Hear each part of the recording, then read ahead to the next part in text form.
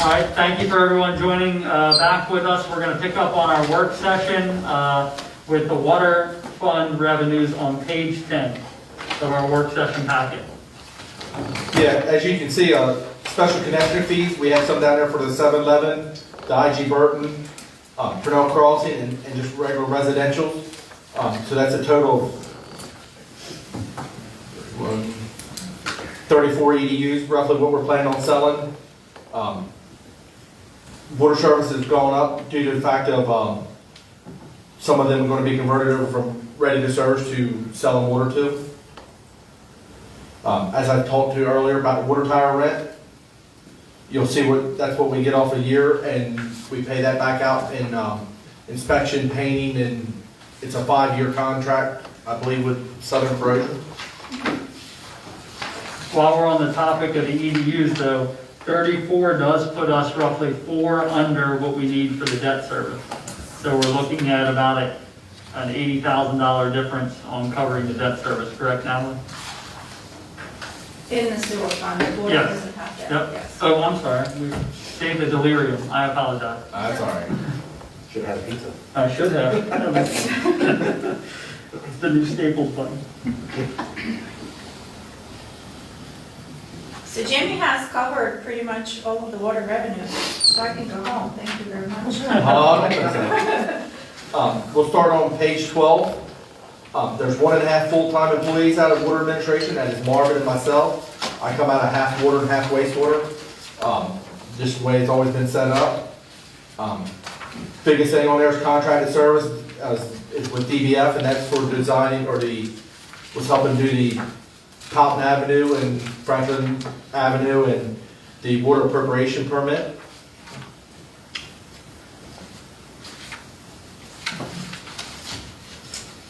And we're getting a new desktop for Marvin, because his is coming up, or his is expiring. That's page 13. Yep. And really, that's all the major things that stick out. Now, are we doing the laptop for Marvin? I don't think so. It says desktop. It's desktop. The number's just a little higher. I don't know why.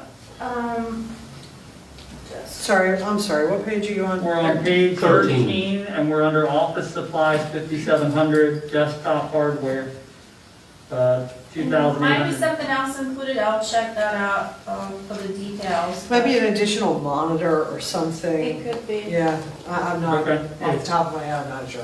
we'll look into it. Thank you. Explain the railroad licenses. Well, it's pretty bad that we own the water lines that go under it, but we have to pay to go under the railroad tracks. It is split between the funds, though. Yes, but as many times we cross it, it's most time there's a water line, there's a sewer line.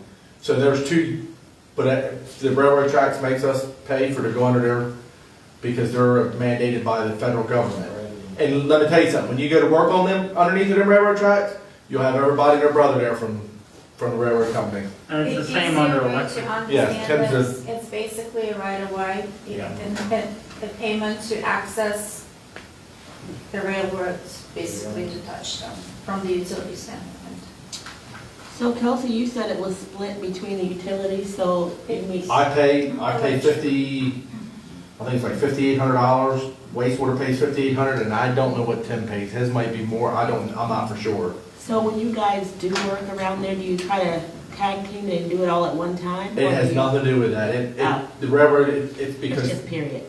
I guess back in the early days, they said it was their property, their land, and they're under the federal government, so they don't have to pay, I guess, Yeah, you're paying to utilize the their cross. right of way. Yep, it's a right of way. So I mean, even if it's 60 foot, we pay for that 60 foot, however many times it crosses the railroad tracks. And you can also see that in the general fund with that Rails to Trails program. There is a negotiated easement price. I was just curious as to if they were to, if the work lined up at the same time, if that would minimize, but it doesn't. It's a flat. It's just let us go underneath put our water and sewer under the railroad track. On to water treatment, we have one full-time employee. We're on page 14 now. Yes, sir. And really, equipment maintenance, you know, the contracted services, just the miscellaneous stuff, drug testing, ADP and the other stuff. Chart recorders, which we have to add for MDE, chlorine pumps, soda ash pumps, and well pump equipment. All of it's mostly everything we have to just keep it, so in case something happens, we can buy something new.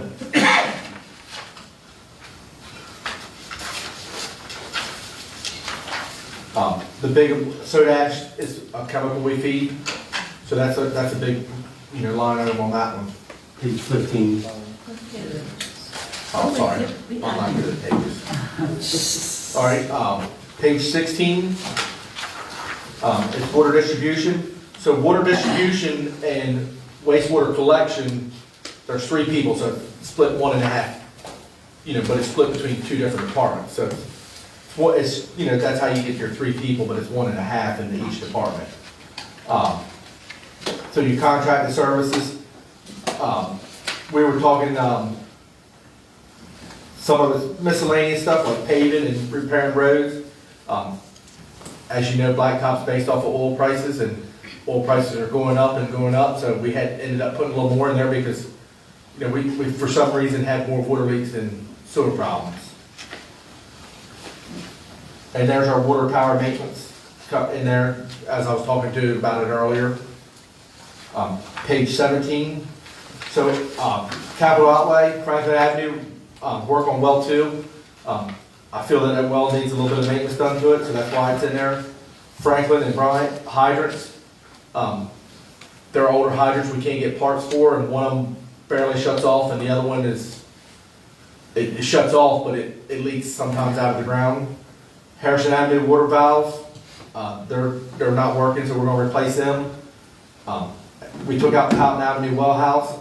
I'd like y'all to consider something there, but I can't force it when it's, and then we wanna replace some valves down on South Main and Washington Street. And the Houghton Avenue well house was in the FY21 budget, but we had to pull that because of the cost of the valves associated with some of the maintenance work that was going on. And that resulted in an increase in the price of that project because of the building material prices.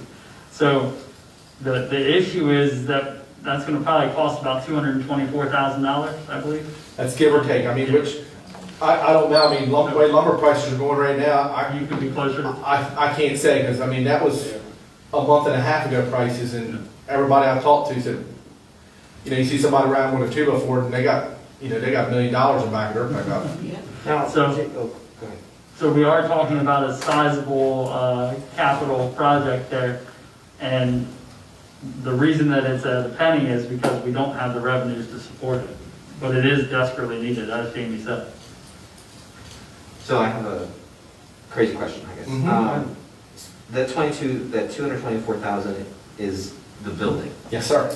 So That's- we just had the presentation that the pump in that building is from like 1935, correct? Or no, that's Broad Street. Broad Street. Ah, see, I'm Yeah, confused. but Powell is the oldest well in town, but we have done maintenance to them to bring them up to snuff.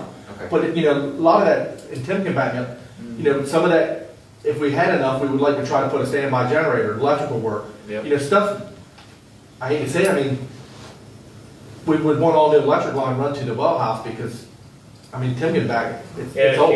if you look at the electrical system on both buildings, Broad and Powelton, they're both in really need of being replaced. I mean, they're in bad shape.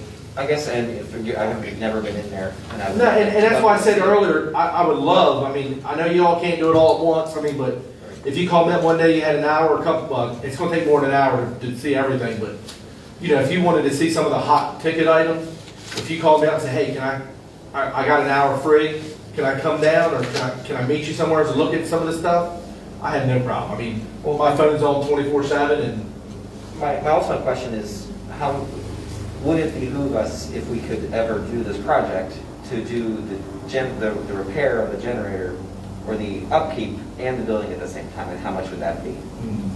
I think we paid $60,000 for the generator at Branch Street, and that was through a grant. So you're looking at close to probably $305,000, give or take. How much? 305. Okay. That's with it, but I mean, We don't. Now, I'm saying with the prices of lumber right now, I mean, that was based off of a month and a half ago when we started. Okay. So I can't tell you with the way the lumber prices are going, I'm afraid to tell you, because I don't know, and, you know, I've heard copper, you know, the electric lines and everything that you need to run it is going through the roof too, so It is. I'm scared to say, because I don't know, I mean, the way the economy is right now, it's unpredictable. Okay, well, thank you, yeah, thank you, but nonetheless, the building is 224, possibly. So, Yeah. Okay. That was my question. But, and it's not a matter of if we can do the project, we're gonna have to do the project. So when, At this time, we don't have the funding this year, but it is something that we really need to start looking at, because Jamie's not wrong in the fact that we're gonna need a tent soon, so. Yeah, I mean, you can only put, you know, I hate to say it, but you can only put a lipstick on a pig so long, and we've put enough on it, and it's time to, you know, to tear the pig down and put a new building up. I mean, I don't know what else to say, I mean, Visual. you know, I'm being honest with you, and that's what I feel everybody wants to, you know it, and that, it does need it. I mean, we've replaced the roof, but it's a flat roof from 19, I think, what was it, 40 something. We can't keep, you know, you can only Band-Aid something so long, and the Band-Aid's getting wore out. If you look down, we put in some money for meter pits, where everything's going, and we were hoping that we could get some funding to install the new radio reads or AMI meter reading. So we figured we might have to redo some meter pits, and, you know, we put money in for 3/4 inch meters if we don't, so. And then it's water insulation and miscellaneous parts, I mean, that's for repairs, I mean, you know, valves break, water leaks, I mean, that's, you know, you never know what you run into anymore, I mean. So on to page 18, that's the end of the water department budget. Any questions for the water fund before we head to sewer? All right, go ahead. All right, on to the sewer, I mean, the EDUs are identical as what the water are, because, I mean, there's no difference, but, The allegations. but the money's a little different. So, the total EDU cost is $16,686, I think the water's 12,000, or wastewater's 12,000, It's right here, 1226. 12,261, and the rest is for water, so. Sorry, I'm not that quick, I mean, thank God I have Natalie. So you would be looking at almost $80,000 under what we need for the debt service. Yes, and I think there's some stuff coming up that we could squeak it out of them, because there's a couple things that were announced recently that are coming up. Pretty much, I mean, your ready to serve is going to go up a little bit, but your sewer service is going to go up a little bit due to the fact that, you know, you're converting EDU from ready to serve to putting it in the cycle. And that's pretty much there on the revenue side. Does anybody have any questions? Natalie, he's working you right out. Good. 19, page 19, when I was talking about the water has 1.5 for distribution. Here's the sewer, never mind, sorry, this is sewer administration. So this is me and Megan, or Megan and I, sorry about that. That's okay. So if you go down to contracted services, the camera truck, we have a camera truck so we can go up the sewer line. That yearly contract's $2,000. That way, if there's something happens with the computer software, it's pretty much, most of it's covered under warranty. Generator services, we have 6 places that have generators in the system, or that's the treatment plant and 5 lift stations. Lift station monitoring systems, Josh was talking about the high tides. Probably one of the best things in the world since we put them in. I mean, they've saved a lot for the town. And we just put some outside services in case we had to work on something outside.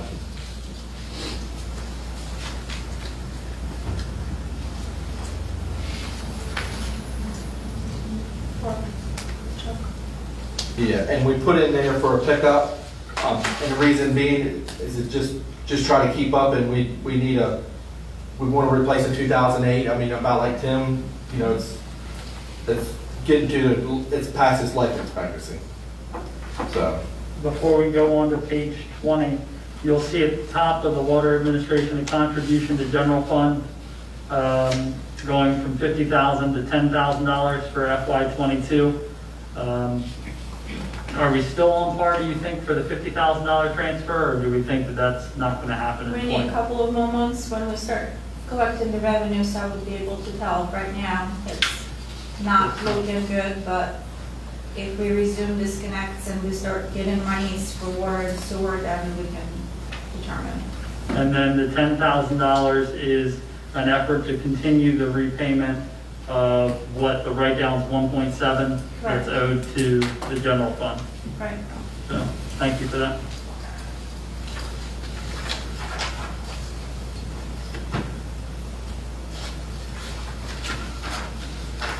Page 20. I'm just trying to go over the stuff that kind of like would jump out at you, the larger ticket items. General overhead, everybody understands that goes for general overhead for the town. I would say that the one thing that stands out for me on page 20, under 5620 dues and publications, we were talking about that smoke testing, so where you see Maryland Rural Water Yeah. dues, that would be the value add for that being a member. And other than that, I mean, anybody have any questions on 20? I don't, we can go to 21. And 21's the end of the administration for sewer. So you have here your debt services, the amounts that you see out there is $425,000 for the principal and $167,000 for the interest, for the bonds, for the sewer outstanding. And if you take those two numbers and add them together, and then divide them by the EDU cost, which Jamie just gave us, which was what, 16,668? That'll give you the number of EDUs that you need to sell in order to meet that EDU requirement.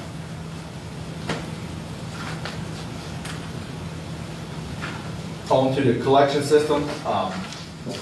Collection system's 1.5 employees. I got ahead of myself a little while ago. They're the other part of the distribution system. And it, now they put down here, just like as a, you know, we respond to do multiple things. I mean, it's, you know, Tim says the same thing. We wear many hats for what departments we do. We don't mind helping out anybody. We've helped Tim, anybody, peak shaving, you know, water leaks. I mean, you can't help a water leak. I mean, there's 2,000 connections roughly in town. You can't prevent all of them. I mean, if you could, I mean, everybody'd be calling you, but it happens. I mean, that's part of it.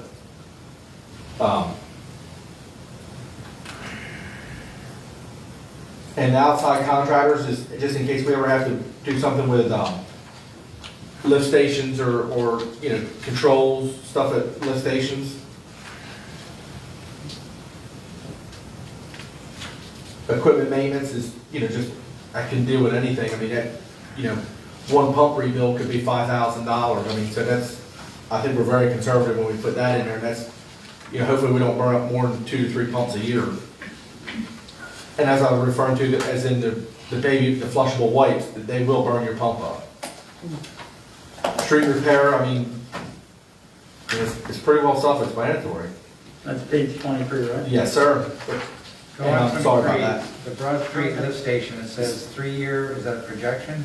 No. Well, it's about $900,000 is projected to rebuild that lift station, to put it in the ground. That's meeting all the new NDE requirements, standby generator, because nobody will let you put in anything without a something standby, generator or pump.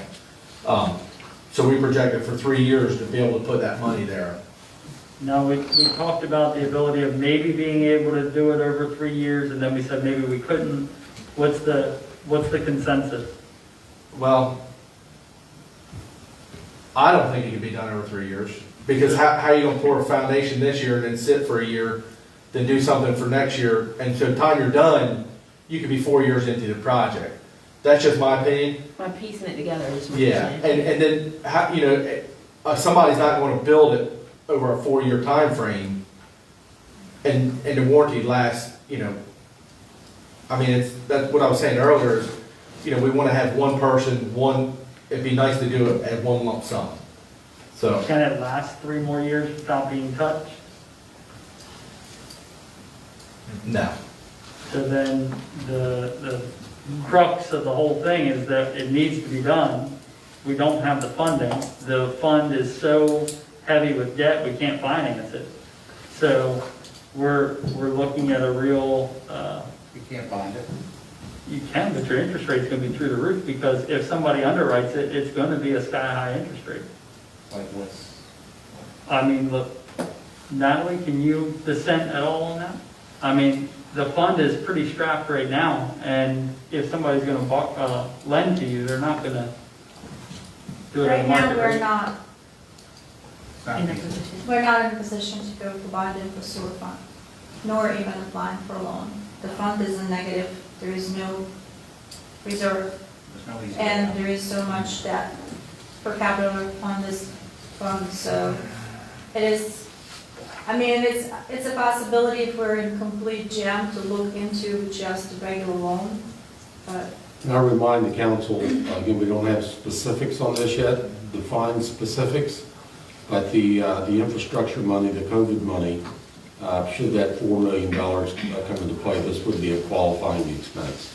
And the other interesting point is that while we're talking about the debt that is on the books for the sewer fund, being that water, sewer, and stormwater are grouped somewhat together, that really takes away from the borrowing power of all three of those funds, correct, Natalie? well, the only debt is under sewer.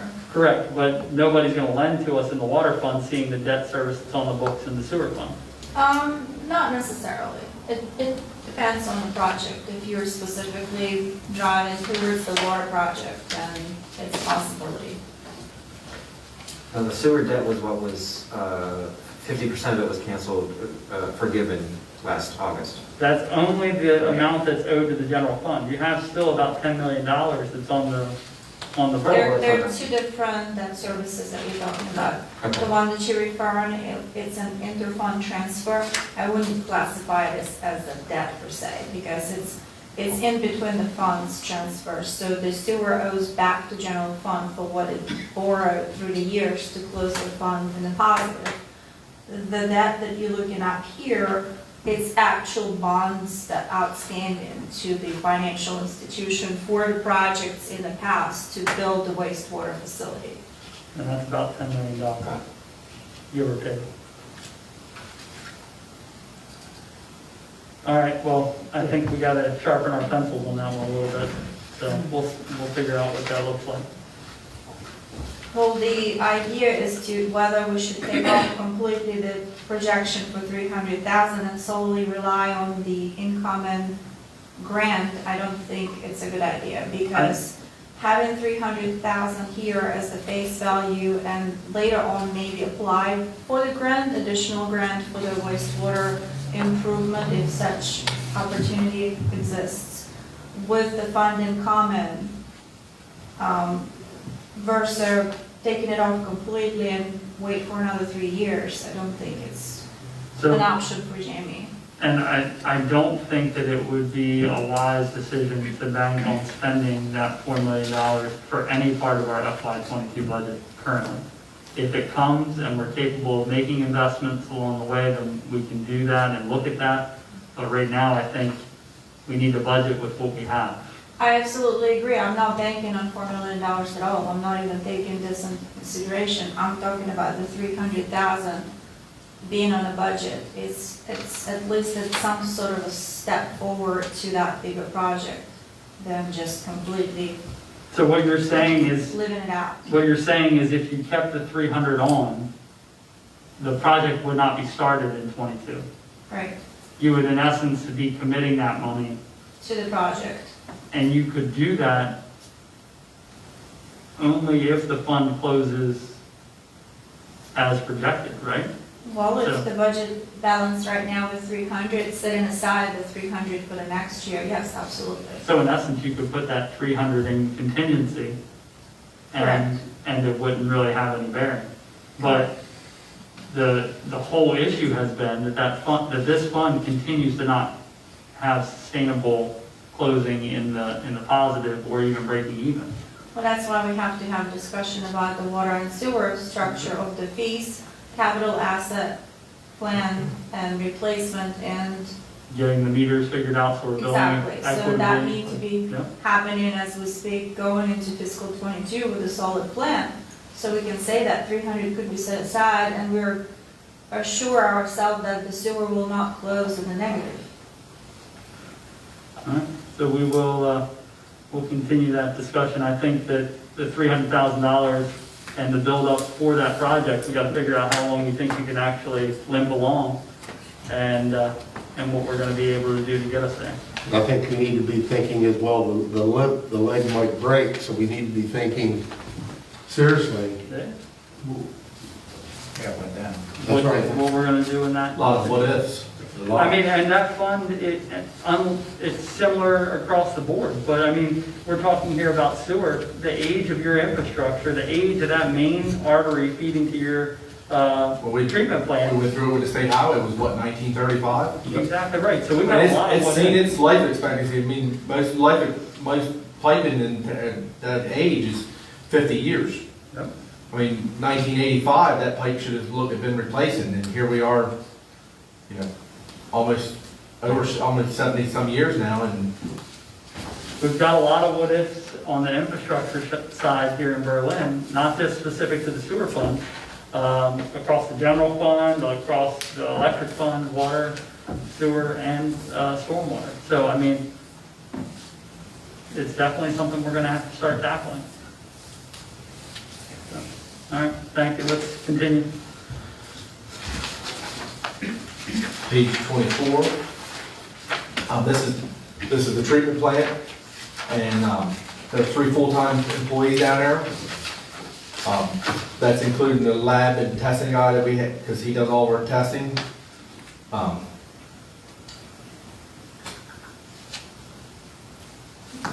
So our big equipment maintenance, digester mixers, we've been having problems with one, so we were putting it in there just in case, you know, for future to have to buy one. Drying bed controls, you know, the drying beds down there average anywhere going on a good day, anywhere could be anywhere between 140 and 160 degrees inside, so we've been having fans go up, and that's expected. I mean, they're 11 years old, so it's getting there. Need some work done on our septic receiving station. Just our treatment plant, we need some updated on our controls. I mean, they're getting 12 years old, and there's some, you know, they need to be updated. And just the effluent pumps need some maintenance done to them, and the waste, you know, everybody asks why generator at the treatment plant is so expensive. Well, they're a certain kind of battery that, there's 2 of them in there, and they're about $500 a piece, so when you buy one set, it's $1,000. And where they're being charged constantly, Tim can vouch for this, we don't like to try to go over 2 to 3 years with them batteries being charged, you know, they're being charged 24/7. So over time, they build a memory and they actually die off that, you know, kills the cells in the battery, so they're no good. Page 25. Chemicals. Interpack for the digesters to help settle the polymer for our sludge drying press, and sodium hypochlorite for disinfection for our testing for, as in what Josh was talking about, our testing out through spray sites where it's our sampling point to meet MDE permit. Supplies and operations, just small tools. I mean, that can be anything from a computer board to a computer for the run stuff, the VFDs and controllers for anything at the plant. So then I have page 26, which is spray site. There's four full-time employees. There's 2 at spray site A, 2 at spray site B. Spray site B can spray year-round, weather permitting, as long as it's not freezing, the ground's not froze, and pretty much it can do about anything it wants. We were talking about earlier some of the capital outlay, the Kubota UTV. Spray site B, that's the only way to get around, and that's the one we were talking about replacing because it is used the most. We don't plan on getting rid of it because it still has some life expectancy, but it doesn't need to be run every day. We were going to bring it up here for the electric and public works to use for spraying streets and you know, if we need it around here, we could use it around uptown here. You know, we have 4 tractors, 6 mowers at the spray sites, so that's maintenance for all that equipment. Page 27. Spray heads, like I said, there's close to 6,000 spray heads, so that's why that's in there. And, you know, that's monitoring wells and testing. I mean, that's stuff it all has to be performed for MDE. Now, an interesting thing that came up when we were meeting was that I was asking like where some of the costs were not being equitably charged out. And we got on the topic of the study that was done and how the study was done before the spray site was brought online. And then the adjustments weren't made in the structures with the EDUs and the fees for the fund to cover the operations of the spray site. So that's something that we're gonna need to look at as we move forward and trying to make sure that we're equitably capturing those costs of service. So, all right, any questions for Jamie or Natalie? I think that wraps up our, And I'll say, it, you all have our emails. If you need something, email Jeff and get it to us, and we'll try to answer it appropriately and let, you know. That's all I have.